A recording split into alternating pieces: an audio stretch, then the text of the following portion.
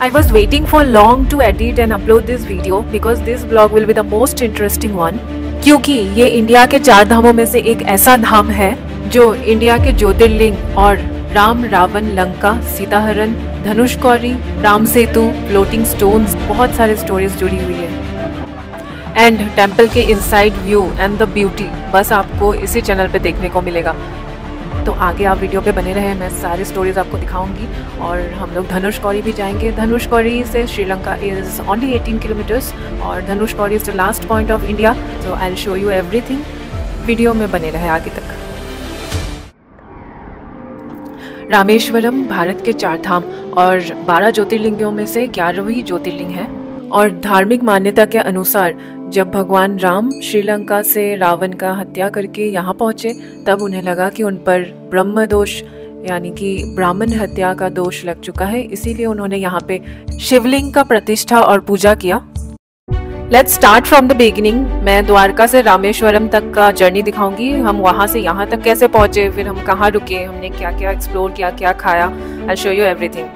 Ahmedabad to Chennai is approx 1726 kilometers by train and it takes around 1 day and 9 to 10 hours. तो हम अहमदाबाद से direct Chennai central पहुँचे। Chennai central से हम जाएंगे चेन्नई एगमोर तक और चेन्नई एगमोर तक का 5 रुपीज़ आपका लोकल ट्रेन का फेयर है। आप ज़रूर टिकट कर लें बिकॉज हमें हुआ था बहुत बड़ा घाटा कि ट्रेन हमारी आ चुकी थी तो हम जल्दी में चढ़ गए क्योंकि लोकल ट्रेन बहुत कुछ ही सेकेंड्स बस रुकते हैं, तो हमें लग गया फाइन बहुत ही हैवी अमाउंट का।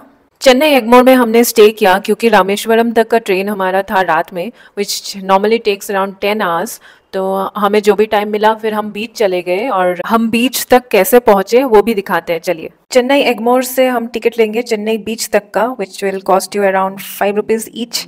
सो by local train we have reached Chennai beach station.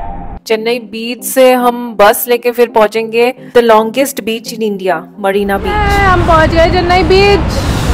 हम लोग को जाना है रामेश्वरम फॉर द 3rd धाम और बीच में हॉल्ट था for almost 6 to 12 may be 12 hours.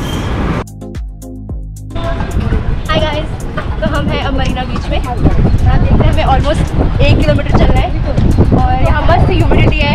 आप मस्त सोच लोगे नॉर्थ से आओगे मस्त एकदम गोरे चिट्टे, पर आप जाओगे एकदम काले भूत बनकर।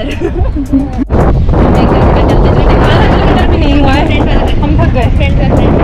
रेत देख लो, रेत ये रही ऐसी रेत। मैं तो फिर भी शूज़ में उनको लग रहा होगा क्योंकि तो हालत ऐसी खराब है पैरों की। चप्पल तोड़ के बैठी, दिखा मेरा चप्पल टूट गया है, मैं भिखारी हो चुकी हूँ। वो तो हम लग ही रहे हैं शक्ल से लोकल भिखारी।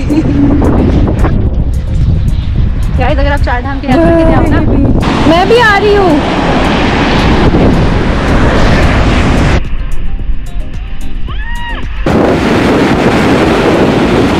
मरीना बीच में एक अच्छी सी नज़ारा मिल गया हमें। कला का यार ये बादाम, मैंगो, बादाम। कचरा है, कितने का है? 50 रुपया। I can't read it, what is this? ये एक पार्क है। आप बीच से जब मेन रोड पे आओगे वहीं पे आपको ये सारे पार्क और बहुत सारी चीज़ें जैसे ये फ्लावर्स है, खाने के लिए कुछ चीज़ें हैं, ये सारी मिल जाएंगी। चलने बैठ हमें पार्क भी जाना है।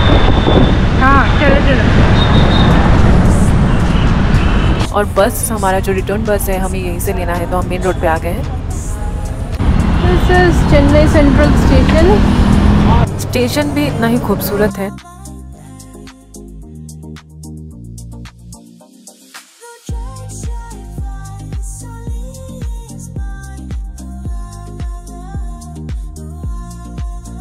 खाली है।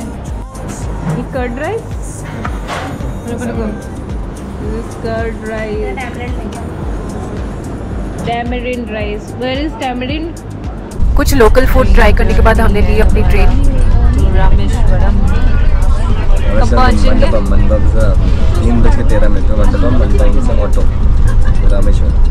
And Pamban bridge was under construction, इसीलिए हमें ट्रेन उतारी गई मंडपम। मंडपम से हम कैब लेके पहुंचेंगे Rameswaram. This is the Pambam bridge. It's the road bridge. This is the railway bridge of Pambam. Pamban bridge is the world's largest key bridge ever constructed. Pamban Bridge has reopened on 6th of April and inaugurated by Modi ji. And now you can witness the marvelous thing for which Pambam is famous. The longest railway bridge. And can be seen here. This is the railway bridge. This is the new Pamban Bridge, which is reconstructed and it is inaugurated by Modi ji on April 6th, 2025, and it was built over more than 500 crores, and you can see the old bridge by the side and it's suspended due to corrosion.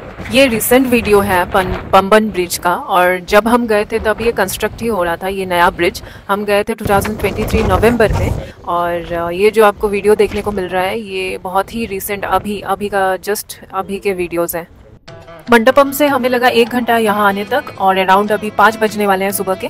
So will check in our hotel. ये है main मंदिर का एक gate, और हम बिल्कुल मंदिर के पास ही हमारा होटल है, हम यहीं पे स्टे करने वाले हैं।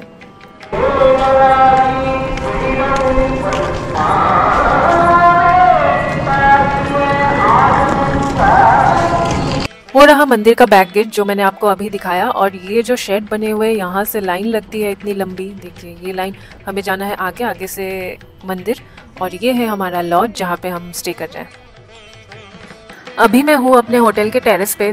टेरेस से फ्रंट एरिया पे मंदिर है, और बैक एरिया पे see this beautiful view of the सी।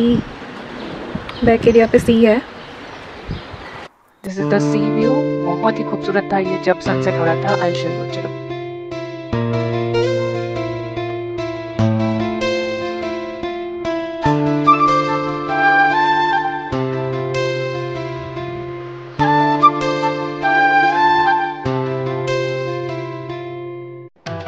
चलिए करते हैं ज्योतिर्लिंग दर्शन विधि का प्रारंभ। मैं विधि इसीलिए बोल रही हूँ क्योंकि हमने एक बार एक चक्कर लगा चुके हैं हम, और हमें अग्नि तीर्थम, फिर 22 कुंड और किस तरीके से मंदिर का दर्शन करना है वो पता चला। तो हम दूसरी बार आ रहे हैं और हम चलते हैं अभी अग्नि तीर्थम, जहाँ हमें डुबकी लगाना है समुद्र के पार। डुबकी लगाने के बाद हम आएंगे 22 कुंड में, चेंज करने के बाद हम जाएंगे मंदिर के अंदर। यहाँ से दिख रही है मंदिर के सीधे ऑपोजिट है, यहाँ से है अग्नि तीर्थम, यानी कि सी का रास्ता जहाँ पे हमें डुबकी लगाना है। माना जाता है कि भगवान राम ने रावण को मारने के बाद, जो कि एक ब्राह्मण था, इस पवित्र जल में स्नान किया था, जिससे उन्हें हत्या के पाप से मुक्ति मिली। इसे दक्षिण का वाराणसी भी कहा जाता है। मान्यता है कि यहाँ पवित्र जल में स्नान करने से भक्तों को अपने जीवन भर की पापों से मुक्ति मिलती है। 3 बार रेसिपीज ना दो। जा दूध भी ज्यादा नहीं गुड्डी प्लीज। ओके नहीं 3 दूध कितना है? सोच रही थी पानी के कुछ छींटों से मैं काम चला लूं, बट नहीं, मुझे डुबकी लगाना पड़ेगा। मुझे पानी से बहुत ज़्यादा डर लगता है, इसीलिए मुझे डुबकी लगाने में बहुत टाइम लग गया। गुड्डी पूरा दे। अरे बार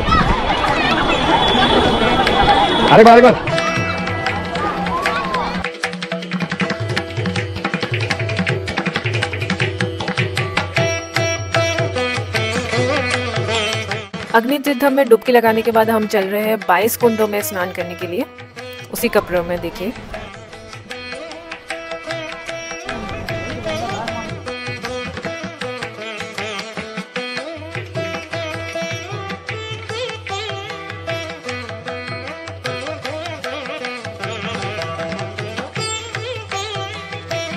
बाईस कुंड तीर्थम का यात्रा यहाँ से शुरू होता है, यानी कि स्नान। इन 22 कुंडों में स्नान करने के लिए आपको 25 रुपए का टिकट लेना पड़ेगा। हर कुंड का महत्व अलग अलग है, और माना जाता है कि इस कुंड में स्नान करने से लोगों के बहुत सारे रोग और पाप मिट जाते हैं। पौराणिक कथाओं के अनुसार भगवान राम ने लंका विजय के बाद ब्राह्मण हत्या के पाप से शुद्ध होने के लिए इन कुंडों का निर्माण किया था। ये 22 कुंड भगवान राम द्वारा युद्ध में इस्तेमाल किए गए 22 बाणों का प्रतिनिधित्व करते हैं। हर एक कुंड शुद्ध के एक अलग पहलू का प्रतीक है। चलिए जानते हैं इन 22 कुंडों का महत्व। 1. महालक्ष्मी तीर्थम समृद्धि के लिए। 2. सावित्री तीर्थम बाधाओं और दुख को दूर करता है। 3. गायत्री तीर्थम शांति के लिए। 4. सरस्वती तीर्थम ज्ञान और बुद्धि को बढ़ाता है। 5 कवच तीर्थम नुकसान से सुरक्षा। 6 नाला तीर्थम ताकत। 7 सेतु माधव तीर्थम मुक्ति प्रदान करता है। 8 गवय तीर्थम आस्कियों पर काबू पाना। 9 गंधमादन तीर्थम शुद्धि के लिए जाना जाता है। 10 नीला तीर्थम मन को शुद्ध करता है। 11 अग्नि तीर्थम पापों की क्षमा। 12 ब्रह्मास्ति विमोचन तीर्थम गंभीर पापों का निवारण। 13 सूर्य तीर्थम सकारात्मकता। 14 चंद्र तीर्थम भावनात्मक शांति। 15 गंगा तीर्थम गंगा के समान पवित्रता। 16 यमुना तीर्थम शांति। 17 सत्यमृत तीर्थम सत्यवादिता। 18 कौड़ी तीर्थम साहस। 19 गया तीर्थम आत्माओं की मुक्ति। 20 सर्वर तीर्थम सभी जल का स्रोत। 21 शिव तीर्थम शिव का आशीर्वाद। अंत में 22 राम तीर्थम भगवान राम को संपन्न। और हमारा 22 कुंडों का स्नान यहीं पे समाप्त होता है। अब हम चलेंगे अपने होटल, वहाँ से हम चेंज करके वापस आएंगे मंदिर में। 4 बज चुका था, इसीलिए हम पहले चले गए खाना खाने। Traditional south Indian way of serving food, ये केले के पत्ते में, जो हमें खा के बहुत ही मज़ा आया। अभी हम है ईस्ट गोपुरम, इसी से हमारा एंट्रेंस है। And there are mainly 4 gopurams in the mandir. East and west जो है वो ज़्यादा लंबे गोपुरम्स है and the other are smaller. Gopurams are these standing tall towers which are mainly the 4 entry gates. This is Raja Gopuram, the tallest tower, standing at 53 meters, yani ki 170 feet tall. This Gopuram are Dravidian architectural style, adorned with intricate sculpture and depiction of Hindu deity and mythological stories. The fact make this place more special because it is one of the Char Dham and Jyotirling of India. During festivals or any special occasions, the deities are taken out in procession in golden or silver chariots around the temple. As you can see, the procession is leading towards the temple.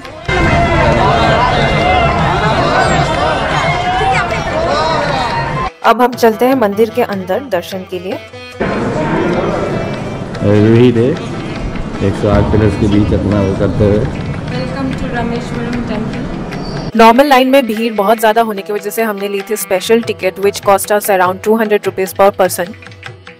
मंदिर के अंदर हमें बहुत सारे देवी देवताओं के दर्शन करने का सौभाग्य मिला एंड यहाँ पे पार्वती के अलग अलग रूप की पूजा की जाती है. स्पेशल लाइन होने के बावजूद हमें 1 से 2 घंटा लगा दर्शन करने में, और दर्शन आपको काफ़ी दूर से मिलेगा. तब अंदर तक जाने का परमिशन बिल्कुल नहीं है कि आप शिवलिंग तक पहुँचेंगे. एंड अंदर कोई भी लाइट्स नहीं होते. साउथ इंडिया के सारे टेम्पल्स में अंदर मोस्टली दिया होते. जब आप मेन ज्योतिर्लिंग दर्शन के लिए जाएंगे तो इसी तरीके के लाइन में आपको लग के दर्शन मिलेगा. और दर्शन हो जाने के बाद हम मंदिर के अंदर ही घूम रहे थे क्योंकि मंदिर अंदर से बहुत ही बड़ा और बहुत सुंदर है और हमें काफ़ी टाइम हो गए थे अंदर घूमते हुए. जोर से बोलो नहीं इसमें. और कुछ देवी देवताओं को इन पालकी में लेके जाया जा रहा था बाहर की यात्रा के लिए. इंस्ट्रक्शन में ये लिखा है Swami darshan with wet clothes are not allowed because जो हमें अग्नि तीर्थ मिला था वहाँ पे डुबकी लगाना है, उसके बाद यहाँ आके दर्शन करना है. और चेंजिंग रूम है, चेंजिंग रूम में जाके आप चेंज करने के बाद ही यहाँ दर्शन के लिए आ सकते हो. क्या आपको दूर से आता हुआ कुछ दिखाई दे रहा है? और ये बस साउथ इंडिया के टेम्पल्स में ही हो सकता है जहाँ ह्यूज टेम्पल्स हैं.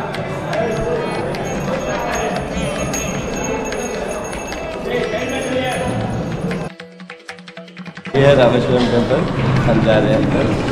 108 मंदिर. Not 108, there are total of 1212 intricately curved pillars in this temple. This corridor is known for being the longest pillared corridor in the world.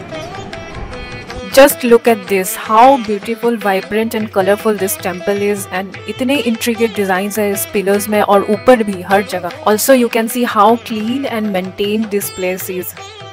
Dragon, कुछ symbols, Hindu god and goddess, बहुत सारे intricate carvings हैं as you can see. और ये है south gate. South gate से हमारा exit है. This is Navagraha shrine and we are still inside the temple heading towards Maharshi Patanjali Siddharth जीवा समाधि. He is believed to be great yogi of Tamil tradition, lived between 2nd and 4th century. Widely known as father of yoga, क्योंकि उन्होंने योगा सूत्र को बहुत ज़्यादा practice किया. उसके बारे में एक बुक भी लिखी explaining yoga philosophy and practices. Also authored a medical text called Patanjali तंत्र. Can you believe उन्होंने योगा सूत्र and medical यानी कि आयुर्वेदा के बारे में बुक लिखी 1000 years ago.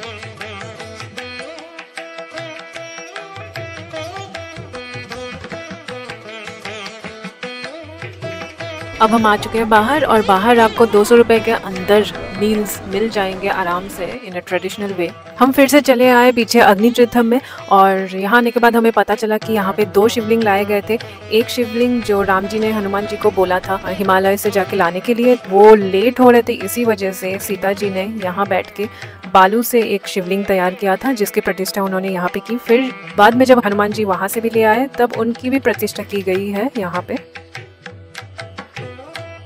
अब हम चलते हैं मंदिर से दूर, और सबसे पहले हम पहुंचे रामरपादम। कहा जाता है कि यहाँ से पूरा रामेश्वरम सिटी दिखाई देता है, और ये भी कहा जाता है कि भगवान राम यहाँ से उन्होंने प्लान किया था अबाउट राम सेतु, और वो कैसे श्रीलंका तक पहुंचेंगे यहीं पे बैठ के उन्होंने ये प्लान बनाया था। और यहाँ पे उनके फुटप्रिंट्स भी इसलिए पाए जाते हैं जो कि रामरपादम के नाम से जाना जाता है। हम पहुँच गए हैं कोथांडा रामर टेम्पल। राम जी ने विभीषण का राज तिलक यहीं पे किया था लंका से आने के बाद। विभीषण रावण के भाई थे। राम जी जब लंका जा रहे थे युद्ध करने के लिए रावण के साथ, तब विभीषण ने उनकी सहायता की थी। यही वो जगह है जहाँ पे राम सेतु के फ्लोटिंग स्टोन्स थे। देखिए वो जो इतने सारे लोग जो इकट्ठा हो रखे हैं, वहाँ पे वो फ्लोटिंग स्टोन लेके खड़ा है वो बंदा। आप 10 रुपए पे करेंगे तो वो टच करके ब्लेसिंग्स देगा आपको। फिर हम पहुंचे Dhanushkodi, the last point of India. उसके आगे है श्रीलंका, और जो रोड के आप 2 साइड देख रहे हो, एक तरफ है इंडियन ओशन और एक तरफ है बे ऑफ बंगाल। आइए समझते हैं मैप में धनुषकौडी के बारे में। ये है धनुषकौडी बीच, और धनुषकौडी से श्रीलंका तक का डिस्टेंस है अराउंड 28 to 29 किलोमीटर्स, जो कनेक्ट होता है राम सेतु ब्रिज के थ्रू। राम सेतु को लेके माइथोलॉजी और जियोलॉजी दोनों कहावत है।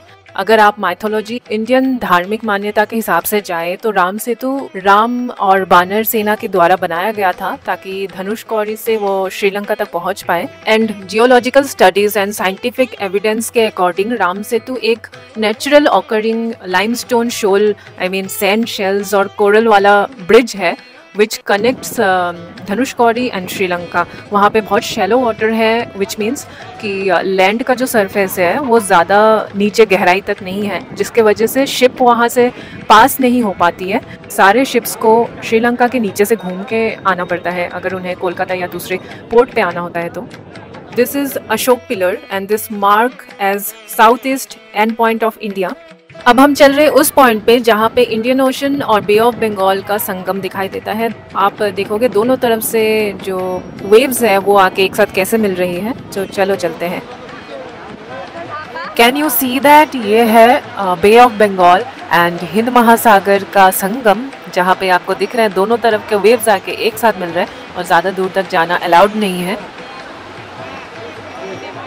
अब हम चल रहे हैं वापस क्योंकि हमें और भी लोकेशंस कवर करनी है और हमारी गाड़ी काफ़ी आगे खड़ी थी, काफ़ी दूर है, इसी वजह से हमें चल के जाना पड़ रहा है यहाँ से। और रास्ते में आपको बहुत सारे कुछ खाने को मिल जाएगा।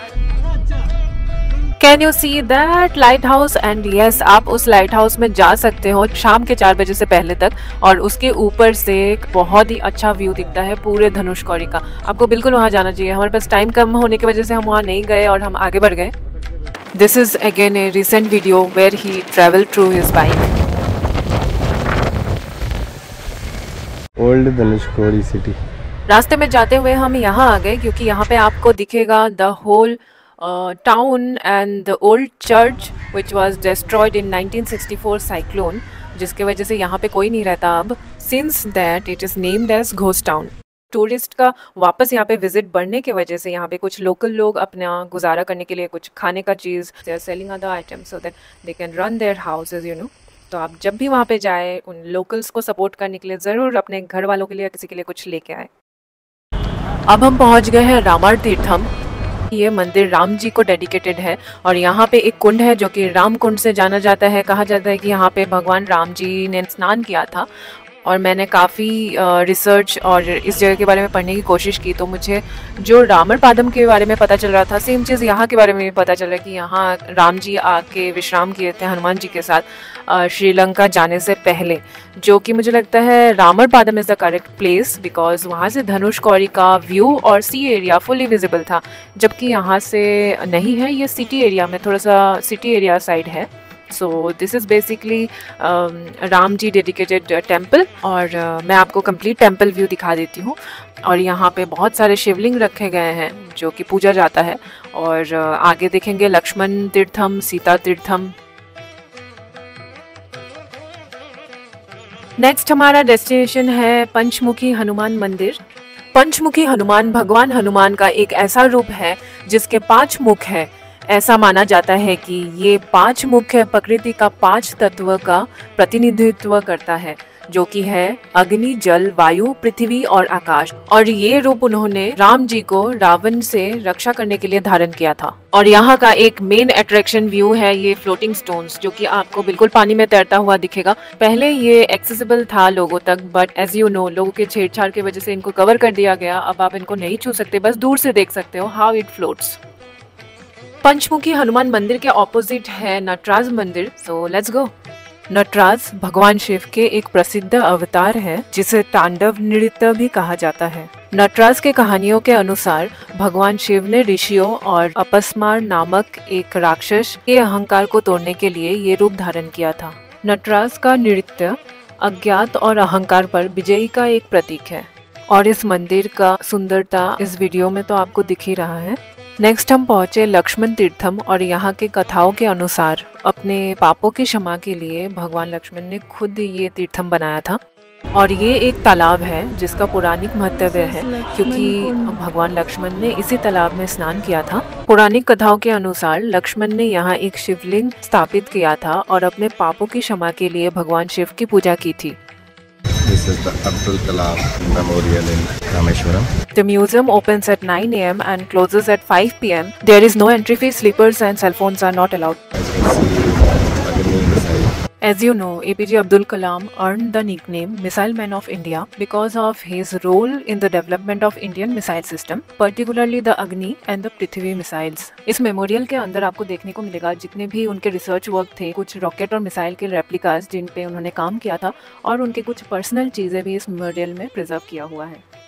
फिर हम पंबन ब्रिज होते हुए अपने दूसरे लोकेशन की तरफ बढ़ रहे थे, और मेरा जो सपना था पंबन ब्रिज के ऊपर से ट्रेन जर्नी करने का और वीडियो बनाने का, वो सपना ही रह गया। उस टाइम तो कंस्ट्रक्शन चल रहा था, बट अभी ट्रेन जर्नी फिर से खुल चुकी है। अब हम पहुंच गए बिलुंदी तीर्थम। पौराणिक कथाओं के अनुसार भगवान राम, सीता और लक्ष्मण रावण को पराजित करने के बाद श्रीलंका से लौट रहे थे। रामेश्वरम पहुंचने पर सीता को प्यास लगी, लेकिन वहां पीने के पानी का कोई स्रोत नहीं था। तब भगवान राम ने समुद्र में एक बाण मारा, जिससे एक कुआं बन गया जिसमें मीठा पानी था। इस कुआं को बिलुंदी तीर्थम के नाम से जाना जाता है।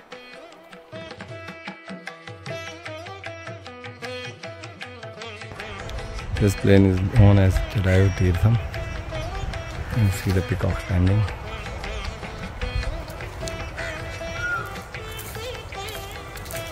This is supposed to be the place where Jadayu fell. Rest, I don't know.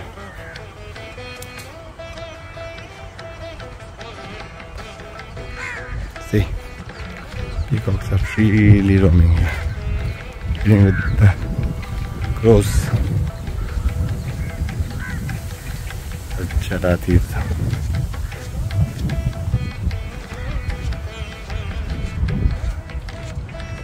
और फाइनली हमारा रामेश्वरम का यात्रा यही समाप्त होता है, और हम वापस पहुंच गए चेन्नई सेंट्रल। चेन्नई से हमारा ट्रेन है पुरी तक, और हम जा रहे हैं अभी पुरी धाम, जो कि हमारा लास्ट 4 धाम यात्रा का समाप्ति है।